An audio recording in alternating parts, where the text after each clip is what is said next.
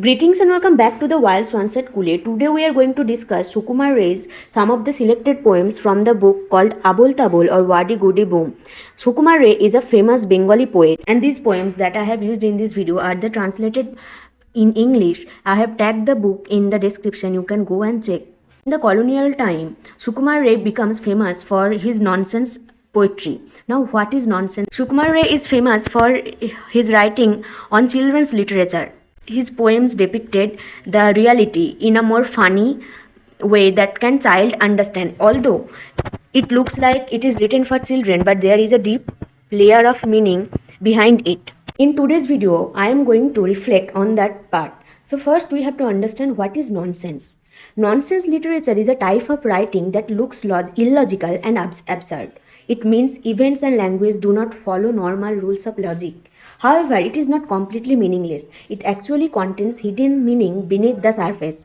It uses playful languages like rhyme, repetition, and strange situations. This helps create humor and makes the writing engaging. For example, poems like Mishmash, Gloomy Tidings, all of these are famous in Bengali literature among Bengali child because all the mothers and sisters they use these poems to make the child laugh or sometimes even go to sleep. So these poems are actually very famous in Bengali. This confusion of nonsense forces the reader to think more deeply. It breaks the usual structure of sense and order. By doing this, it shows that real life is not always logical.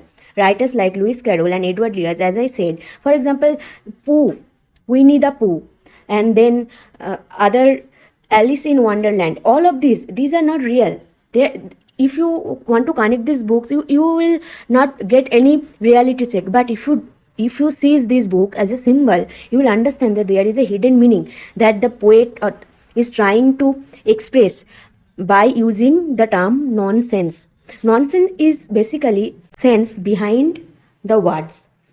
Used nonsense to challenge traditional thinking. They showed that language and meaning can be flexible and uncertain. Thus, nonsense literature entertains as well as critiques reality. It reveals that what we consider normal may itself be strange and irrational. Now first we have to understand who is Ray. Sukumar Ray is a pioneering figure in Bengali nonsense literature, best known for his collection Abol Tabol, or translated as Wordygurdyboom.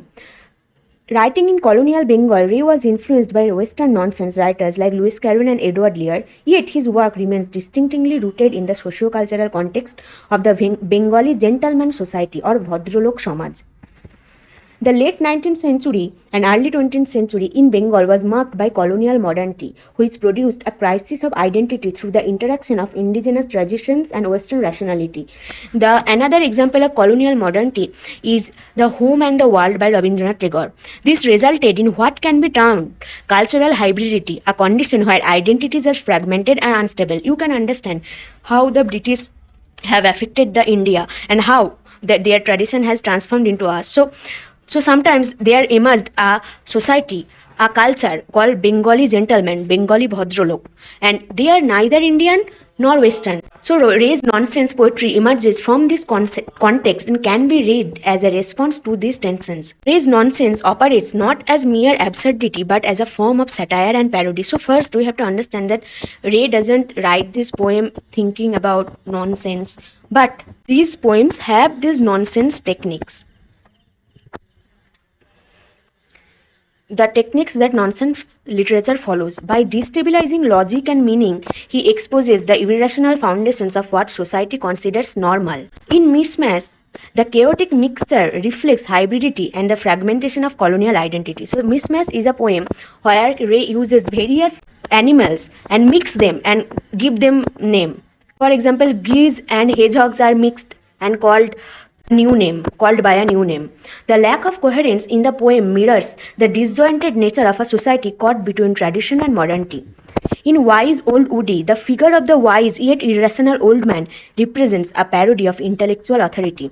Ray critiques the pseudo-intellectualism of the educated class, exposing how knowledge can become performative rather than meaningful. In Where Do They Go on a Wild Goose Chase, repetition and circularity create a sense of purposeless movement. This can be read as a critique of mechanical social practice where actions are performed without reflection, what may be termed a form of social absurdity. Ray's poetry often embodies what Mikhail Bakhtin calls the carnivalex, a literary mode where hierarchy is inverted, authority is mocked, and norms are subverted through humor. This is also evident in the paranoid mostek, where the mostek, that is a symbol of masculinity and status in a colonial modern Bengali gentleman society, it shows that that mustak is being stolen, and the officer whose mustak is being stolen is now in very stress. This reflects the instability of social identity and the absurdity of attaching value to superficial markers. Similarly, Groomy Tidings is a poem about the ideal groom. Ray uses parody to critique the institution of marriage and the obsession with lineage. The idea of suitable groom is exposed as a socially constructed illusion, revealing the performative nature of respectability in Bhadralok or gentleman culture. So basically, this poem, Groomy Tidings, is about two people are talking, and one is trying to find the best ideal, the suitable groom for his daughter. So it says that the poem begins in this way, like, I have heard that you are trying to find for a suitable groom for your daughter, and then they reflect the idea of the groom, and the groom is described in a very mockery way, like the groom has failed many times.